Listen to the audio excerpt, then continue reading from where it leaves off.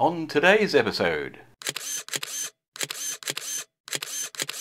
here we can see my beloved and much used and abused Ultrix. You can see here it's had at least 3 rhinoplasties, and today I need to replace the motor. This one I've already replaced. The shaft was broken off on a severe impact. I'm going to change the other one anyway. It's the original motor. The dirt and the wear on the plain bearing, which is not lubricated from the factory it seems, needs to be swapped out anyway.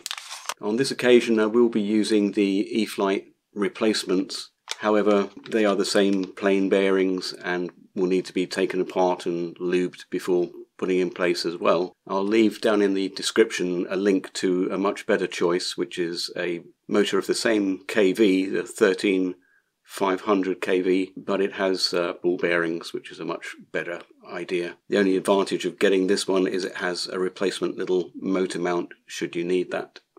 Whilst I'm at it, as you need to take the bottom off the nacelle to replace the motor, obviously, I will show you how to do that. I will take the opportunity of installing one of the LED kits, finally available in Europe. Back in the day, I was so frustrated I actually made my own LED strips. In addition to the leading edge LEDs, they also supply a couple of red LEDs as exhaust or tail lights. We'll see what we do with those. Without further ado then, let me show you how to take off the bottom of the nacelle and swap the motor out. The front part of the nacelle is held on by the decal. Simply a case of finding the end of the decal there, and then my choice is just with this razor blade, simply slice that straight across, and you can see that that comes apart easily. Some people, I think, leave this side and maybe use it as a hinge. Let's see how that works out. I didn't obviously do that on that side. It's all about experimentation. Having got the front part apart, now do be aware that there are wires here. I know that we're going to be changing the motor, so that's not an issue, but just in case, the idea is to carefully try and unpick the glue which is holding the nacelle on. The glue is similar to this Yoo-hoo paw which I used to repair the guy. It's quite a flexible glue and it will stretch. Let's get it into the back there.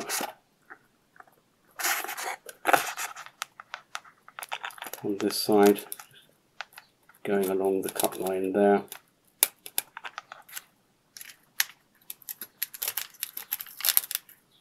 There.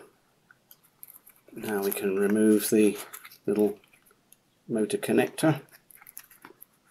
It's inevitable that the black paint is going to come off when you release the sellotape or sticky tape there. No big deal, you can go over that with a Sharpie marker type. You can then remove the 2 silver screws. Again, replacements are supplied with the Eflite motor kit. We can lift the whole thing away. You can see then that the motor mount is secured to the motor by another 3 little screws. I'm going to reuse this motor mount and keep the new ones just in case. Put that carefully to one side. Out with the old and in with the new then. What I'll do then is to put the replacement mount in the bag with the screws and immediately lose all of it. My thanks go to all the guys on the RC Groups thread, and I'll leave a link down in the description to that too. Especially Air Doggy for his hard work and valuable contributions. What we're going to need to do then is to remove the circlip and the little washers from the back and apply some oil. I'll get out my magnifying glass and then we can have a go at that. To remove the little circlip, I'm going to be using my needle nose pliers. I guess if you have some strong tweezers that would work too. Working over, for once, a relatively clear workspace. If you happen to drop one of these little guys, the chances of finding it again are extremely rare. For that reason, you should probably keep the old motors for the circlips alone.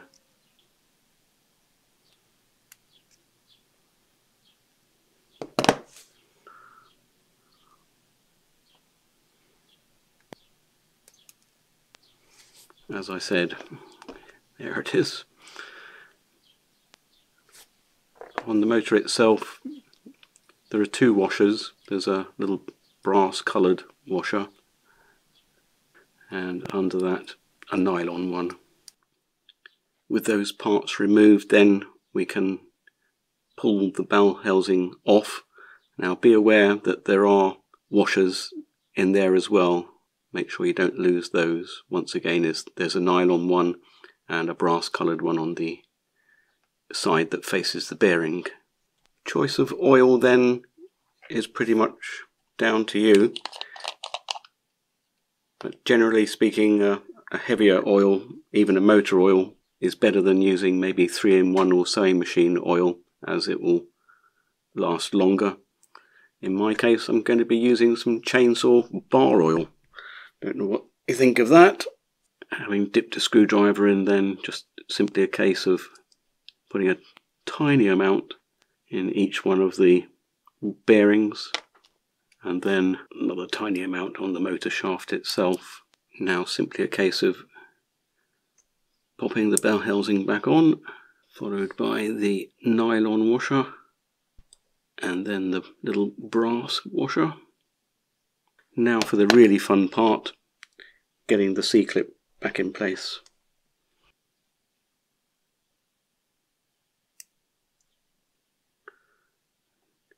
Now I made that look ridiculously easy, and to be honest, it is easier than it looks, thankfully. With the lubrication done then, we can refit the motor into the nacelle. With the motor refitted then, we can install our LED strips.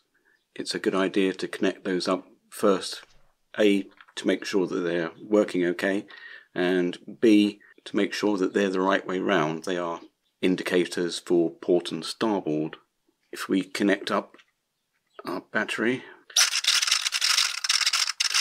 we can see at the ends this pair are red and this pair are green. And if you're in any doubt, just remember the expression, is there any red port left? So the port side is red, and port and starboard is indicated as if you were sitting in the pilot's seat. Therefore they will be threaded through the holes in the fuselage in this fashion. Whichever way you choose to do it, threading the LED strips through the tiny hole here is a royal pain in the rear. My solution was to just put a piece of fishing line through and tie a knot over the end of the strip there.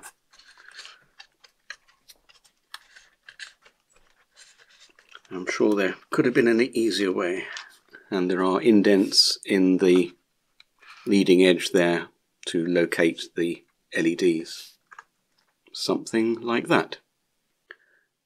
The repairs and LEDs are fitted now.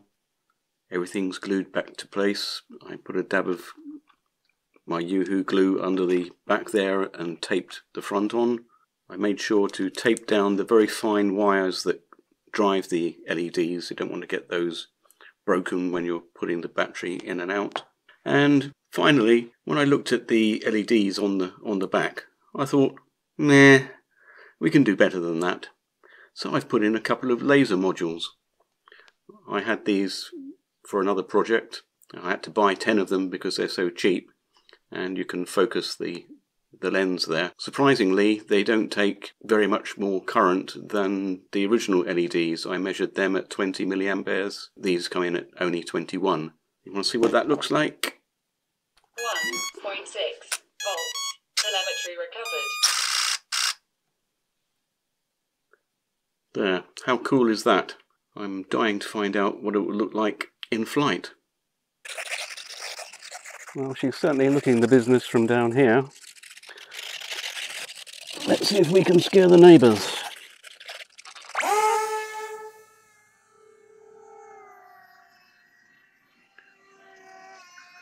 That's pretty awesome, I think. It's difficult frying here because there are some low cables. They're not actually power lines.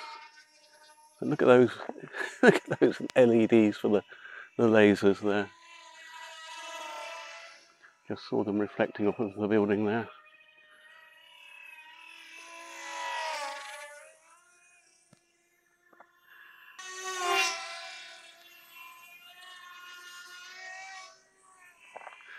And with the replacement motors, it's certainly a lot quieter than it was.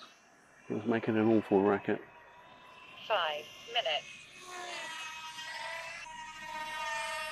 You could just see the lasers reflecting off of the hillside. I don't know whether we'll be getting much of this on camera. Clearly it is dark.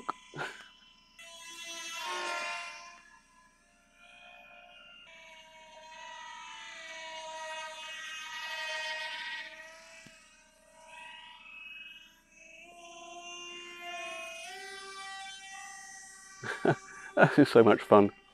I said in my first video when I reviewed this little guy, this is the most fun that you can have with your clothes on, and it definitely is.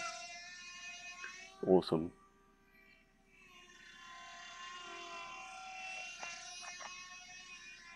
I mean, I can't do all the clever stunts that other people do, but I'm enjoying myself. Hola! Muy chulo, avión. Es increíble, ¿no? Es increíble, ¿no? Sí. ¿Te gusta? Espectacular. 3 minutes. Es un extraterrestre, ¿no? Wow, precioso, 2 Hey. minutes.